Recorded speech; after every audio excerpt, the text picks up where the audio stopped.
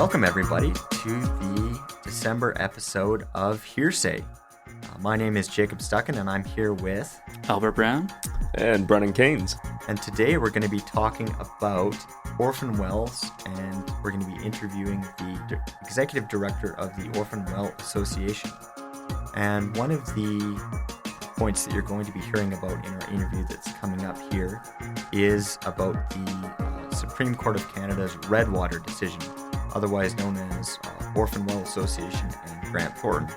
And this decision dealt with the priority or the ranking of who gets paid under the Bankruptcy and Insolvency Act, which is the legislation in Canada also known as the BIA, that deals with the claims of creditors and other individuals when a company becomes bankrupt.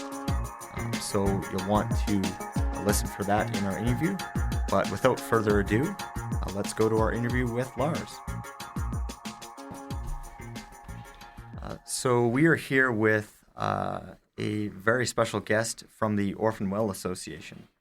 Would you mind introducing yourself and explaining your role at the OWA? Sure. My name is Lars Stepau. I'm the executive director at the Orphan Well Association. So I report directly to the board of directors of the OWA and basically manage all the operations. Excellent. And how long have you been there at the OWA? I started about 2 years ago, and that was just about the time that the provincial government announced that they were going to be giving a loan to the Orphan Well Association of $235 million. So I was brought in to help guide the organization through that big transition.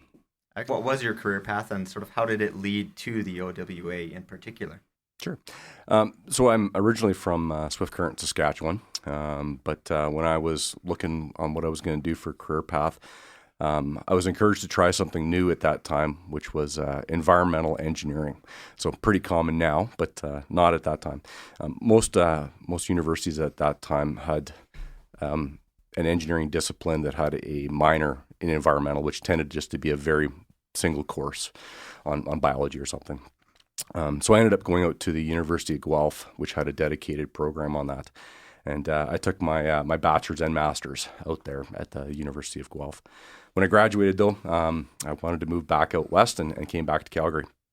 So I came out here in 99. And like most young graduates, I started out in the consulting business on the environmental side.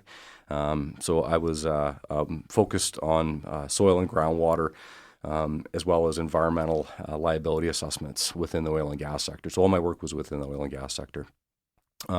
After working in the consulting industry for a couple of years, I was approached by a producer that I was working through on the consulting side to come in-house. So it was a smaller company at that time that was busy on acquisitions, and I started with them. And I spent 13 years with that organization, and it grew from a small company to one of the biggest. And so I dealt with a lot of acquisitions and divestitures. I ended up managing the program there at that company that included everything from day-to-day type issues like spill response, corporate issues like greenhouse gases and environmental liability management, acquisitions and divestitures. So there's lots of components that I handled from and had at one point a fairly big team. But like a lot of organizations, we went through a downturn, and our group was shrunk pretty much from a group of about 20 to 1. So a big change. I then transitioned into working for a service company that worked on liability management in the oil and gas sector. And so a lot of similarities on the work I was doing. Then on back to the consulting side, again, focused on acquisitions, divestitures, and liability management. And then from there, came over to the Orphan Well Association. Can you tell us a little bit about the Orphan Well Association, in terms of its mandate and organizational structures?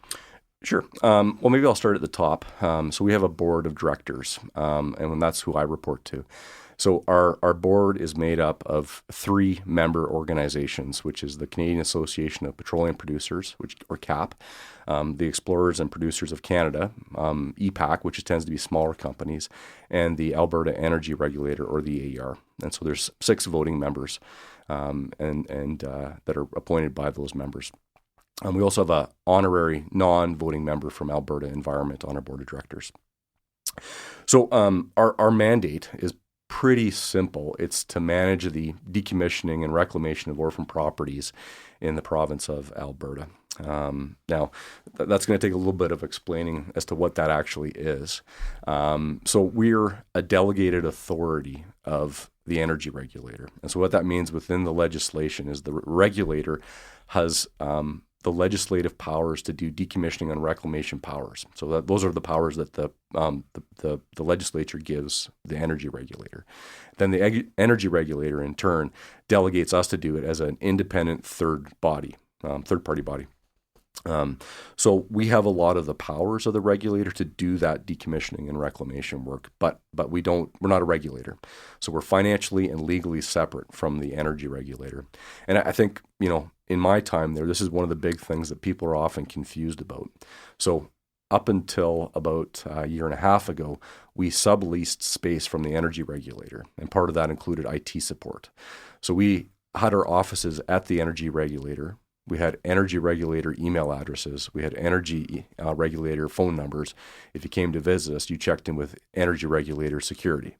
So people obviously thought that we looked a lot like the regulator. We were part of the regulator, but we've always been financially and legally separate. So our job is just to do the decommissioning and reclamation of orphan property. So again, this is something people often get confused about on what is an orphan. So it's actually a legal definition, and it's within a couple different acts. So it is, first and foremost, it's a site within the oil and gas sector. It can be anything: a well, a facility, a pipeline, an associated site, a road, a borrow pit, anything. But there can be no viable company associated with that asset. Now, a lot of people don't realize that there's fractional ownership in a lot of oil and gas sites. So they're called working interest participants. So even though there's a licensee whose name's on the gate, they're on the lease, they're dealing with everything, there can be fractional ownership behind that. So for us to be involved, first and foremost, there can be no other party involved. So in some of these issues where there's no longer an operator, there could still be a company that's a 1% interest in the company. And so they actually are responsible for doing the work. The site doesn't get designated as an orphan. The other component that makes it an orphan is if the energy regulator actually has to designate it as such. So there's a review process that happens. So those are the two big things before it can be an orphan: no working interest participants, so 100%, no other viable company around, and designated by the energy regulator. So after they designate the site as an orphan, that's where we step in and get involved. So what is the process for abandoning a well? Roughly, how much does it cost? How long will it take? Things of that nature. Yeah, so I guess one of the terms that we are starting to use a little bit more, especially with dealing with the public, is we're calling it decommissioning as opposed to abandonment, right? We found that a lot of stakeholders, when they hear the word abandon, get worried that you're actually leaving something behind, which is not actually the case. It's a regulatory term, but we are calling it more decommissioning and reclamation. So any of the assets that come to us, whether they're well, facility, or pipeline, need to be decommissioned. And really, on the well, you're making sure that the producing zone that's way down in the well bore is sealed off, and the whole well bore from top to bottom is in a safe state. And there's lots of equipment and process that goes involved, and there's lots of rules and regulations that the province puts in place. And we have to follow all those rules. Every company does, whether it's a producer or ourselves, and we follow the same set. On the decommissioning side, on the surface, you're talking about removing all the equipment. And sometimes that includes removing any contamination that might be in the vessels and making sure everything, again, is in a safe state. Then you move into the assessment phase and making sure that the surrounding area meets the criteria. So you're looking at assessing any potential risk from a soil and groundwater impact side, which includes, reviewing air photos, looking at historical records, and then potentially doing additional soil sampling. And then after you've determined what the contaminations are, if there are any, is that you move into remediation, which is dealing with those contaminants. After you've done that, you move into reclamation, which is about getting the soil back to an equivalent capability and get the vegetation looking equivalent. And again, so it's not to make it the same as what it was before, but to making sure that it looks like it's not out of place with the surrounding area. Now, when you ask the question about what does it cost on average, this is a very interesting question. Lots of people have different opinions on it.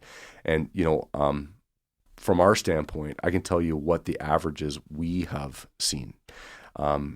We've done a lot of work in this area over the last 2 years. We were looking at in the neighborhood of getting close to 2,000 wells that we've done. It's a lot of work. But when you look at the provincial population, there's over 200,000. So it's 1%. So is the numbers we've done actually representative of the industry numbers? I haven't done that analysis. But I can tell you that the numbers that we have for the work that we've done is that on the downhole side, on the decommissioning of the wellbore, it's about 34,000 per well, and then on the reclamation side, it's about 27,000. And again, there's lots of criteria that goes into that. The range is quite dramatic. There's some that are very cheap, and there's some that are very expensive. So it's always tough to say what does it cost, because I've been on the consulting side when I've been talking with companies that are buying assets, and would I use these numbers across the board? No, you have to look at the specifics. But I think that we have a good representative number. The energy regulator also has something they're called Directive 11, and compared to the Directive 11 numbers, we're sort of lower than they are estimating on the abandonment side and higher than they're estimating on the reclamation side. But in general, we're in the same ballpark. Gotcha. And I think that's something that we're keenly aware of as law students. It depends is it's a very loaded answer, but it's true in some cases. It really does vary and will continue to vary, I'm sure. Yeah, and I would say even on an individual site, after we've done a project and we're doing our look back, someone says, well, could you have done better? And you're like, well, yeah, you mean, we learned a lot on that one operation, so yeah, we could have done a lot better. But you don't know that. I mean, someone says, if you tried something different completely, I can't say it would have been better or not necessarily, because you don't know. You don't get to try these projects twice. Right. But within the work that we're doing, we are approaching our work with something that we're called an area-based closure program. And so we're going into the same area and doing basically the same operation, but on different assets at the same time. And so you learn a lot about the assets in that area. So you go into it. If you look back, these are wells that were drilled and constructed at the same time. They were completed into the same zone. Roughly the same fluids were coming to surface. They were operated in the same way. They had the same chemical programs.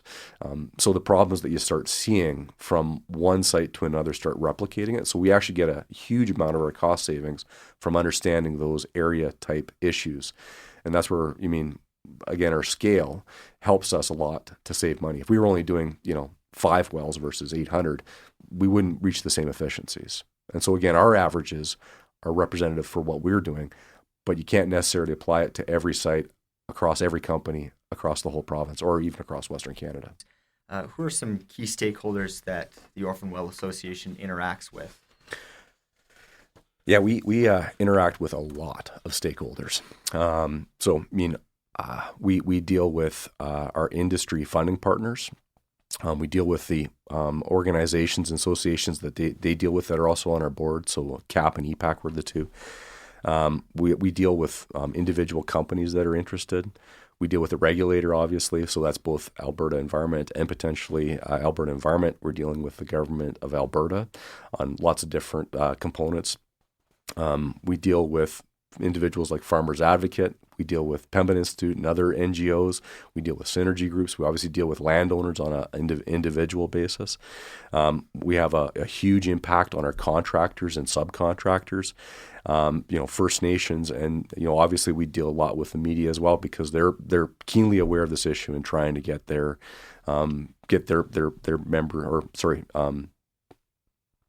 listeners to understand what's going on. Right. Yeah, it's something that we all have an interest in, indirectly or directly. Yep. And when you're dealing with these stakeholders, like landowners or CAP, are two very different types of stakeholders, how does that play into how Orphan Wells makes its decisions? Well, so we do try to look at it from a principled approach and look at our priorities, which our priorities are structured from our board of directors. And, even though our directors are appointed by members such as CAP, EPAC, and the energy regulator, their first duty as a director, like any director of a corporation, is to that association, right? So we get that direction from our board of directors, and really we're trying to balance everything, which is quite difficult. We're trying to be respectful of the money that's being provided us from the funding partners from the oil and gas industry, but we also realize that stakeholders on the ground, landowners, are being quite impacted, and they tend to be quite impacted even before we come in there because of they're dealing with a company that's going through insolvency. So it's quite a difficult balancing act about this, and even within dealing with landowners, we're having to make decisions about which sites are done and which ones are not done, which can impact them as well. So we really try to take a principled and priority approach with it. So first and foremost, our top priority is to make sure that we're protecting public safety and the environment. So whenever an asset comes in, we are doing a risk assessment and looking to say, where does this fall in with our overall priorities? So, for example, some of the assets that we got from Lexon, just south of Calgary here, were critical sour. So some of them had up to 40% H2S. Some of them were in proximity to the new hospital. So when you look at those ones, you're saying, okay, that's a top priority. That's a top priority. We got to get that done, and we've done them too, right? But we always are balancing that with our current plans. The next one that we look at then is about how to be as efficient with the dollars that we have. And so we're doing those area-based closure programs. Within that then too, we're also trying to say we want to move as many sites from, inactive, full through decommissioning, also then to full reclamation. We don't want to do all the decommissioning and leave all the reclamation to the end. We want to be able to, once we start a project, take it all the way to the end. And then the final one that we look at is really from a chronology standpoint and trying to make sure that if there's sites that have been in our inventory for a long time, that we do get those dealt with as well. Excellent. So when the Orphan Wells Association takes over Orphan Wells, are they in charge of physically decommissioning these wells? If not, who takes that responsibility on? Yeah, so we are the ones that have to do the decommissioning and reclamation of these assets. So again, it's a little bit of a nuance that a lot of people don't understand. So these assets actually stay in the name of the defunct company. And so when a company has assets that are designated as orphan, they're struck from the corporate record, the assets stay in their name, but we do the work. So how that work actually gets accomplished is that we deal with a prime contractor. So we work pretty closely with the prime contractor, understanding the technical components, negotiating who the subcontractors are going to be, and then the prime contractor goes and does the work actually in the field. But they're under our technical guidance. Prime contractor would be responsible for all the safety components, right? So if we said, this is the zone in the wellbore that we want to have isolated, that's a technical discussion. Once they're out on site deciding how the equipment's going to be set up, where they're going to be squeezing, that's a safety type component, right? And so that's where they make those decisions.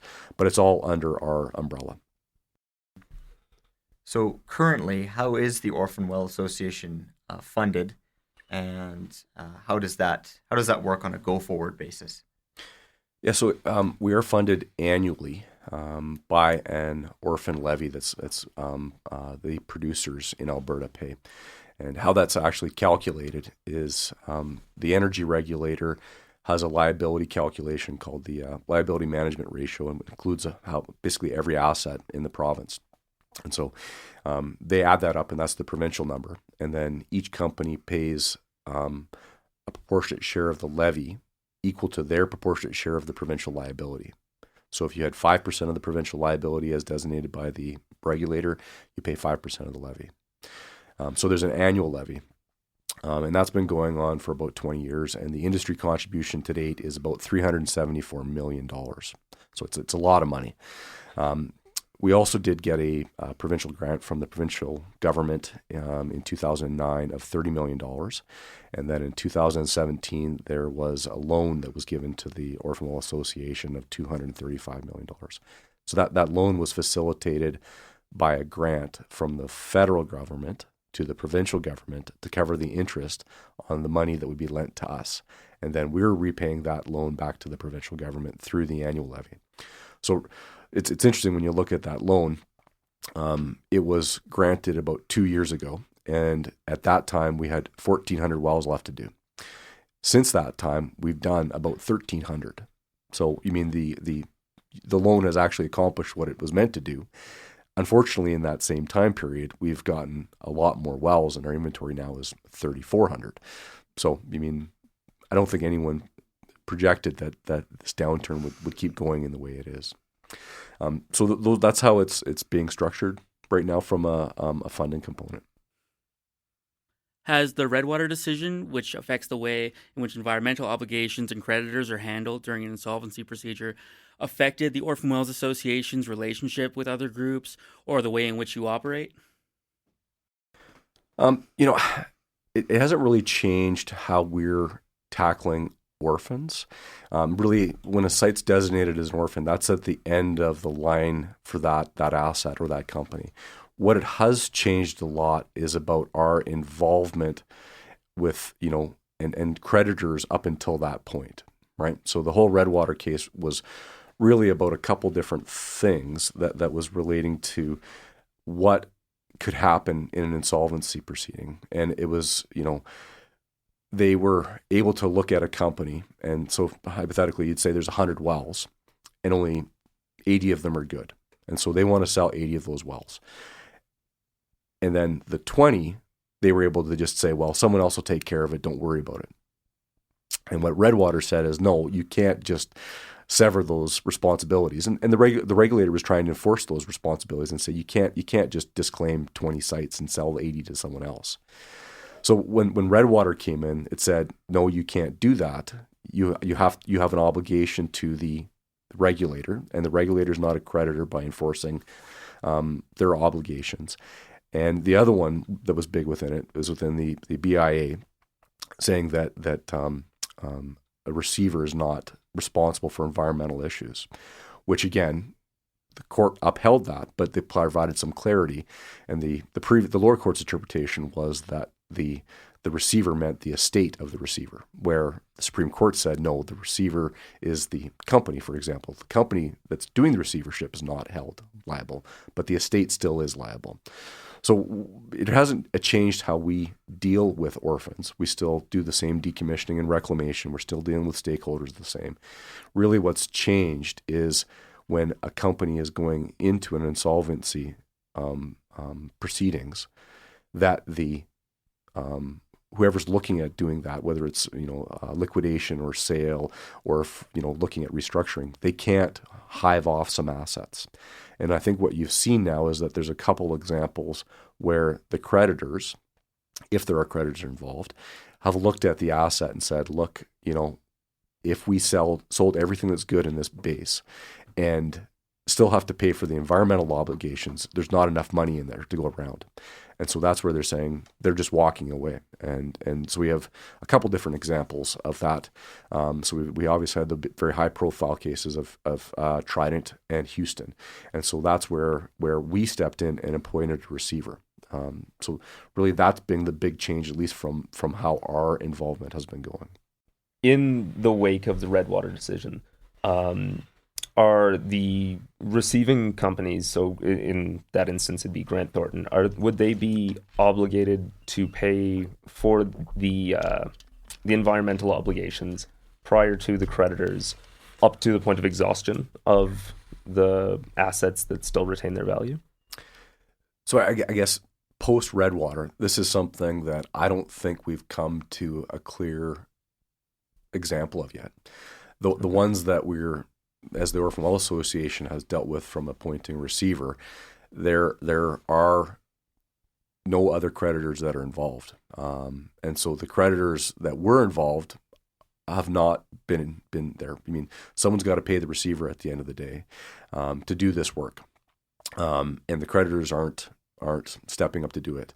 And so really, I think with some of these ones, when we are involved in appointing a receiver, we are actually looking at minimizing the liability that comes to the Orphan Well Association as opposed to maximizing the dollars that are sold. So you mean, again, if you take a hypothetical example, if you had a company of 100 wells, well, you could sell one well and get a lot of money, or you could transfer the whole company, or 99 of those assets, for example, for almost nothing, because the value of those other wells offset the value of that one well.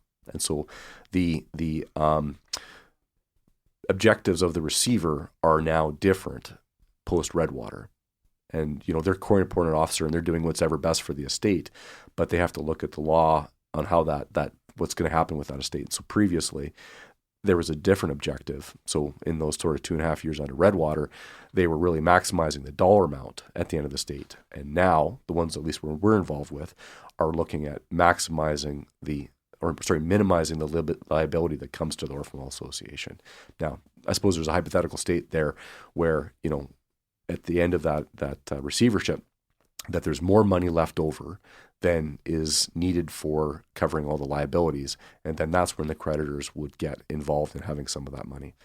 The other example being, though, is that when the creditors are involved in the receivership, and so again, there would be a belief that they would be able to satisfy all the needs.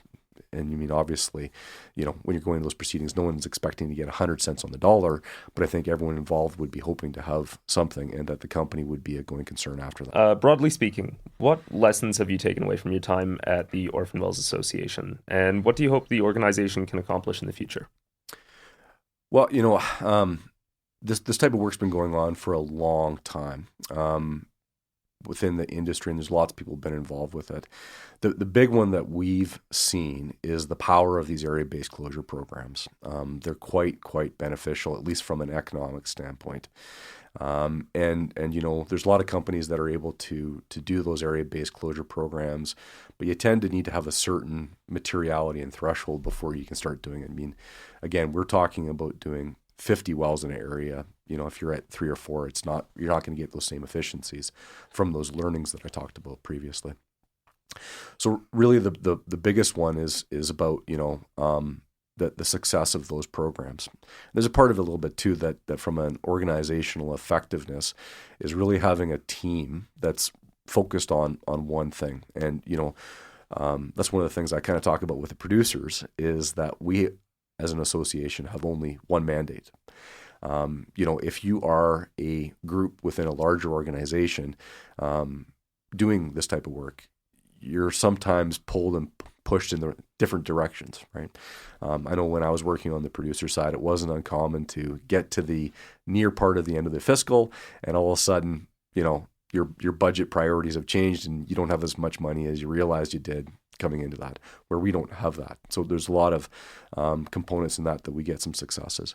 But again, I mean, the team that we have is quite an excellent one. People are focused on the same thing.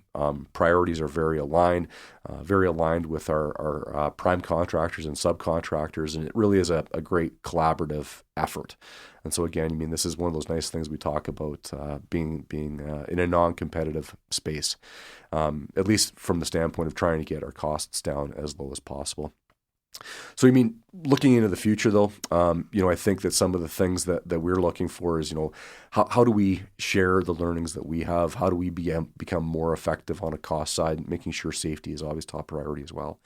And then how do we share some of those ones? And there's lots of things that we're looking at, and lots of great ideas that we have and are been brought to us, and we've been sharing that with whether it's our members through CAP and EPAC and the AER, sharing them with the government as well, making sure that we have the proper tools to be able to deal with these issues going forward. Because I mean, when the association was created, it was very small issue compared to now.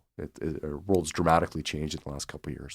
We'd like to thank you very much for coming in to the Hearsay podcast, and we wish you and the Orphan Well Association the best of luck in the future. Thank you.